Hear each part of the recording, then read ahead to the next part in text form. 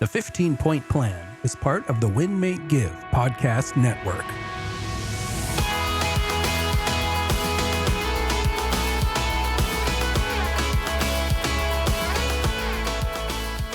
Ladies and gentlemen, welcome back to the 15-Point Plan with your hosts, Ryan Gregg, and my partner, Jacqueline Smith. Jacqueline, how are you? I'm wonderful.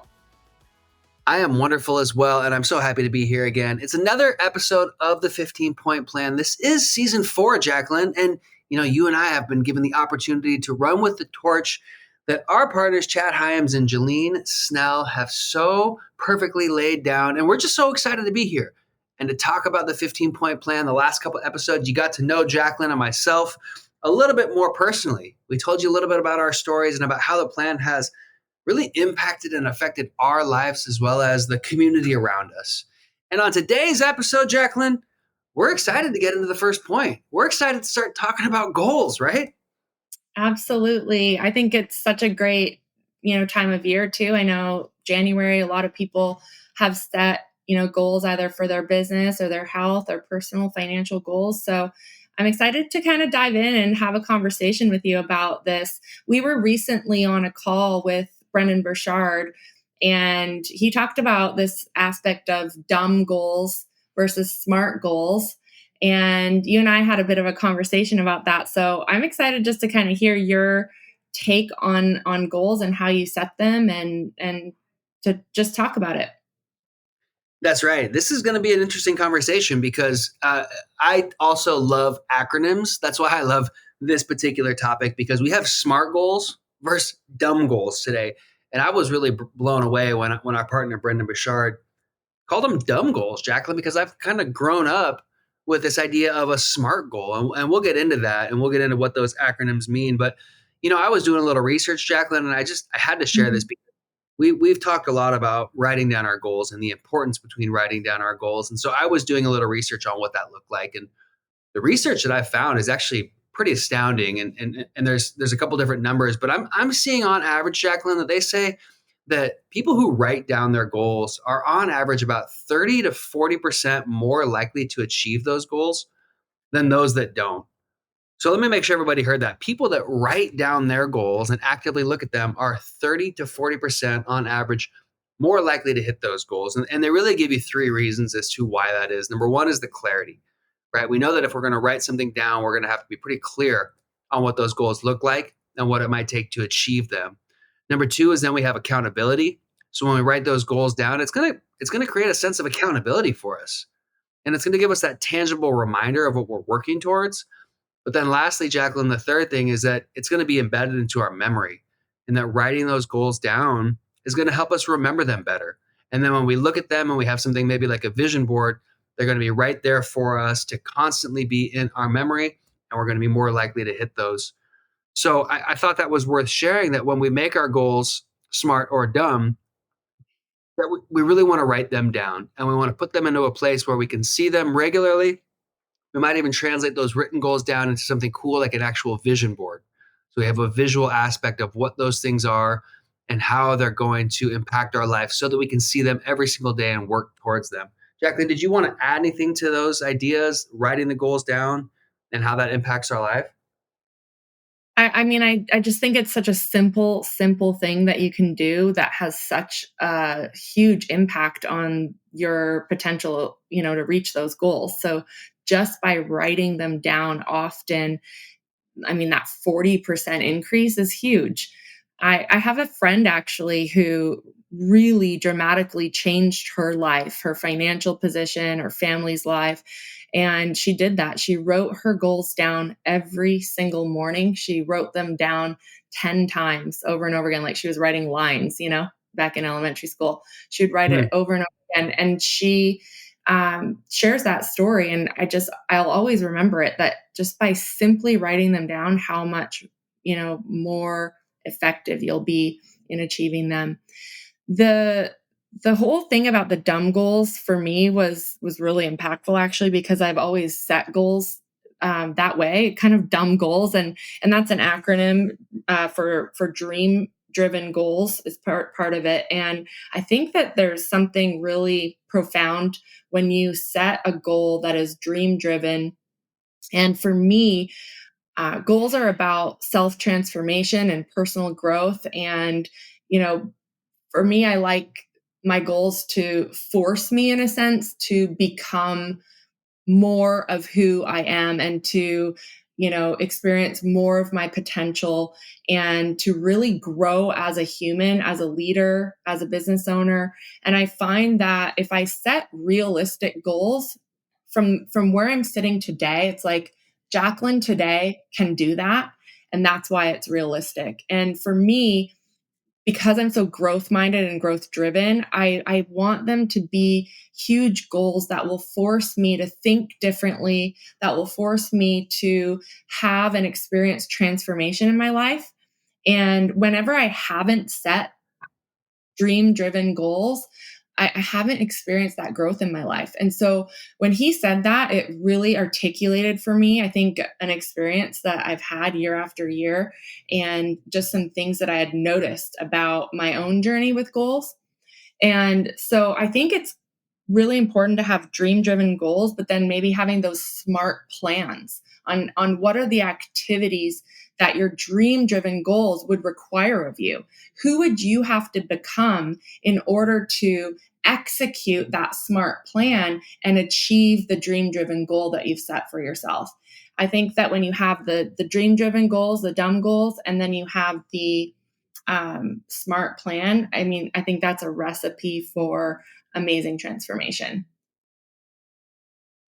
I hope everybody was listening to those last couple minutes that you just talked about, Jacqueline, because that was incredibly impactful. I think you really summarized that perfectly. And what I took away from that is the goal is like the vehicle to help us become the person we want to become. If our goal isn't big, if we set a goal and we think to ourselves, yeah, I can do that, it's probably just not big enough to begin with, right? And that's where that big dream driven idea comes in.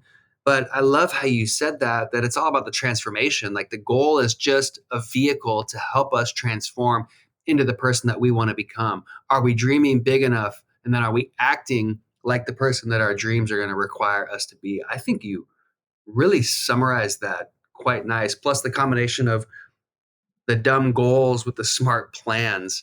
Let me read these. So a dumb goal, right? Dumb, DUMB. D for dream driven, U for uplifting, M for method driven, and B for behavior triggered, right? That's the definition of a dumb goal as opposed to a smart goal, which we've probably heard.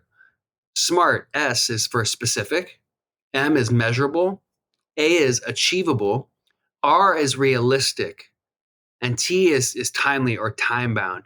And I think you really nailed that, Jacqueline, that our goals should be dumb, but our plan should be smart. And I really took that away from this call. But like look at the difference in the wording on that. Dream driven, uplifting. Are my goals uplifting? Are they my dreams? Or are they just some number? Right? Because Mhm. we're just shooting after a number. Are we going to change? Are we going to transform like you talked about? I don't know that we will, as if we're shooting towards a goal that I tell you, Jacqueline, I want to do this. And you go, how the heck are you going to do that? And you say, I don't know. But I'll tell you what, I'm going to do it. And then, looking at the SMART goals, time bound. I think it's good to have a focus on a time bound goal.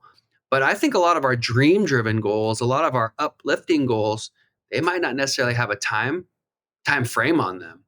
And we just know we're going to hit them. It might take a little bit longer, it might come shorter, but we're going to hit those dang goals because that's a dream of ours. And never to give up on those dreams. So I'm like getting this permission again to think bigger, right? By you saying Absolutely. that. So thank you. Yeah, I love that. So I think one thing that's been on my mind lately is how do we reconcile these two, right? So we've got these dream driven goals that are uplifting, method driven, and behavior triggered. And then we've got this SMART plan, which are the activities that we would have to execute on in order to achieve that dream driven goal that we've set. And what I see often is that when we're not executing on or at least working towards executing that SMART plan, and we just have the dream driven goal, well, now we're kind of in la la land, right? So for me, for example, I have a huge goal for this year, and I have the SMART plan all broken down. So I know exactly what I'd have to be doing. And do I do it at 100% every day? Absolutely not, right? Life happens, things get in the way, but but I'm but I'm paying attention and I'm being honest with myself about, am I, you know, at some point I have to force myself to execute that plan, like for one day. Can I do it for one day? Can I do it for 2 days? Can I do it for 1 week? Can I do it for 2 weeks? And over time, kind of ironing out that consistency. But if I'm just kind of ignoring the goal and ignoring the SMART plan, and I just have the goal, I think, I mean, having the goal is great, but if we're not willing to execute on the plan and become the kind of person that that goal requires, then we're almost just setting ourselves up for failure. And then that can be discouraging. And then that's where we don't want to write our goals down, and we don't want to talk about our goals, and they're not uplifting anymore because we feel like we're failing at it. What are your thoughts? Yeah, no, I think that's a really good point. I had the privilege, Jacqueline. Last week, I was at a mastermind, and a lot of people on this call have probably seen the movie Rudy. Have you seen that movie, Uh-huh. Rudy, the old football Yeah. movie? So I got to meet the actual Rudy last week. He's now 75 years old. And he came to speak to a small group of us.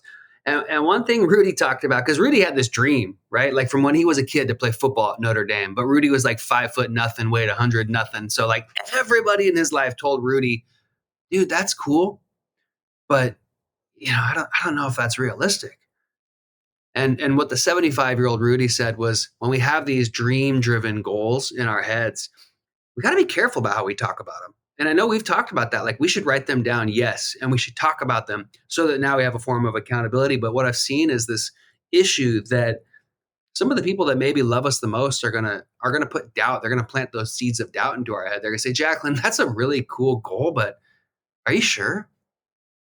Yeah. Or Ryan, that's like really cool that you want to go from being a DJ to becoming a realtor, but are you sure?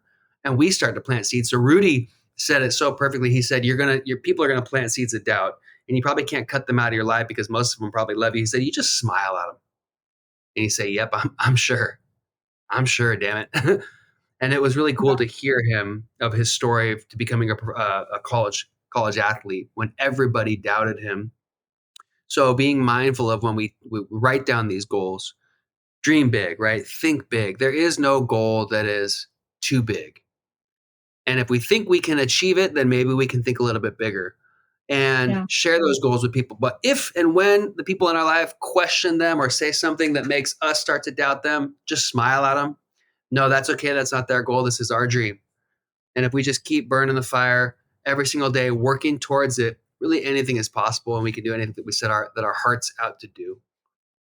Yeah. And I think that, the dream driven goals, they still do require a level of commitment. And I think sometimes, we can have people that love us the most, and yeah, they just don't believe in us or in the goal maybe. And we can kind of, I guess, exasperate that if our commitments are not in alignment with those goals. And so I read this thing from James Clear the other day, and it said, if you commit to nothing, you'll be distracted by everything. So I think when you choose a goal, dream driven, uplifting, method driven, behaviorally triggered, you want to commit to that goal too, right? Even though it may seem far-fetched and you're thinking big, don't let that be a reason that you don't commit to the smart activities and the smart plan that dream requires. The dream and the goal informs your behavior. And so I know in every moment, am I being the person that my dreams require? Or am I being the person that my goals that I set last year requires? Right. And that's a question that I ask myself every single day is, am I being the person that my dream driven goal requires? Am I Am I exercising the behaviors that my goals require? Am I showing up? Am I doing the things, the SMART goals, the SMART plan that my dream require? I think, Jacqueline, that is the perfect place to end with our listeners today. That question to ask themselves, right? Are we being the person that our dreams require? Because we know, like you said, our goal informs our behavior. You just gave so much value on this podcast, Jacqueline. Thank you. And I encourage our listeners between now and the next podcast, go sit quietly and meditate on that question, right? Are you being the person that your dreams require? And do you have dream driven goals? This is the 15-point plan. Jacqueline Smith, Ryan Gregg. Make sure that you're following us on all social media networks. Make sure that you're going to winmakegive.com, 15pointplan.com. Check the Facebook group, right? 15-point plan. And Jacqueline, I think that's it for today. Anything else before we let them go and they go dream big on these goals? Nope. Thank you so much, everyone, for listening. And thank you, Ryan, for being an awesome co-host. We'll see you all next time. See you next week, everybody. Have a great rest of your day and a great week.